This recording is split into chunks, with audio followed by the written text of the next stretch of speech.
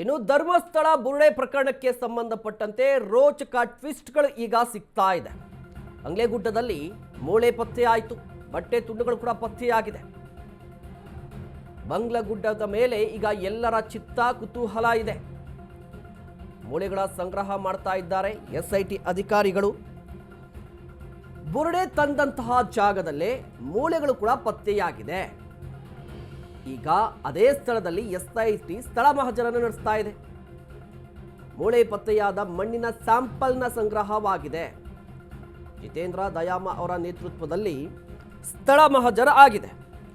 ಧರ್ಮಸ್ಥಳ ಪ್ರಕರಣಕ್ಕೆ ಸಂಬಂಧಪಟ್ಟಂತೆ ಪ್ರತಿದಿನ ಕೂಡ ಹೊಸದೊಂದು ಅಪ್ಡೇಟ್ ಸಿಗ್ತಾ ಇದೆ. ಈಗಿನ ಅಪ್ಡೇಟ್ ಏನು ಅಂತ ಹೇಳಿದ್ರೆ, ಬಂಗ್ಲೆಗುಡ್ಡ. ಈ ಬಂಗ್ಲೆಗುಡ್ಡದ ಬಗ್ಗೆ ಸಾಕಷ್ಟು ಪ್ರಶ್ನೆಗಳಿದೆ, ಸಾಕಷ್ಟು ಅನುಮಾನಗಳಿವೆ, ಸಾಕಷ್ಟು ಕುತೂಹಲವೂ ಇದೆ. ಕಾರಣ, ಈ ಗುಡ್ಡದಲ್ಲಿ ಮೂಳೆಗಳು ಪತ್ತೆಯಾಗಿದೆ, ಬಟ್ಟೆಯ ತುಂಡುಗಳು ಕೂಡ ಪತ್ತೆಯಾಗಿದೆ.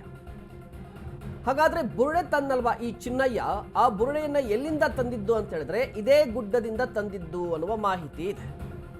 ಹಾಗಾದ್ರೆ ಬಂಗ್ಲೆಗುಡ್ಡದಲ್ಲಿ ಎಲ್ಲೆಂದರ ಎಲ್ಲಿ ಅಂದ್ರೆ ಬೇಕಾಬಿಟ್ಟಿಯಾಗಿ ಮೇಲ್ನೋಟಕ್ಕೆ ಮೂಳೆ ಪತ್ತೆ ಆಗ್ತಾ ಇದೆಯಾ?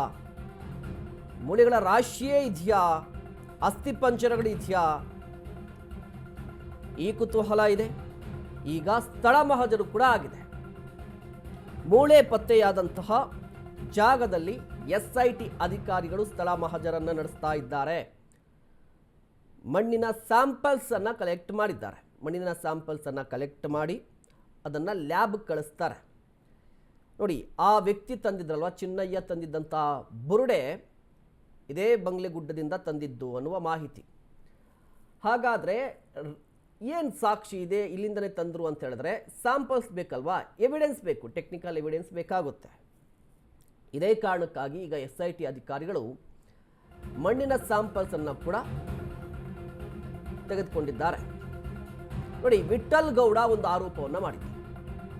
ಸೌಜನ್ಯ ಅವರ ಮಾವ ವಿಠಲ್ ಗೌಡ ಒಂದು ಆರೋಪವನ್ನು ಮಾಡಿದ್ರು. ಬಂಗ್ಲೆಗುಡ್ಡದಲ್ಲಿ ಸಾಕಷ್ಟು ಮೂಳೆ ಸಿಕ್ಕಿದೆ ಅಂತ ಹೇಳಿ. ಬಟ್ ಅವರನ್ನ ಕರೆ ತಂದಿಲ್ವಂತೆ. ಅವರನ್ನ ಕರೆದುಕೊಂಡು ಹೋಗಿಲ್ಲ, ಕೇವಲ ಅಧಿಕಾರಿಗಳು ಮಾತ್ರ ಹೋಗಿದ್ದಾರೆ. ಜಿತೇಂದ್ರ ದಯಾಮ ಅವರ ನೇತೃತ್ವದಲ್ಲಿ ಶೋಧ ಕಾರ್ಯ ನಡೀತಾ ಇದೆ. ಬಂಗ್ಲೆಗುಡ್ಡದಲ್ಲಿ ಮೂಳೆಗಳು, ಬಟ್ಟೆಗಳು ಕೂಡ ಪತ್ತೆಯಾಗಿದೆ. ಎಸ್ಐಟಿ ಸ್ಥಳ ಮಹಜರನ್ನು ನಡೆಸ್ತಾ ಇದೆ.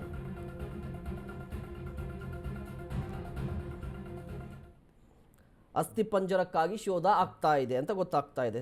ಸಾಕಷ್ಟು ಕುತೂಹಲ ಇದೆ. ಅಸ್ಥಿ ಪಂಜರ ನೋಡಿ, ಬುರುಡೆ ಮಾತ್ರ ತಂದಿದ್ದ ವ್ಯಕ್ತಿ ಅವತ್ತು. ಬುರುಡೆ ತಂದಿದ್ರೆ ಈ ಅಸ್ಥಿ ಪಂಜರ ಇರಬೇಕಲ್ವಾ?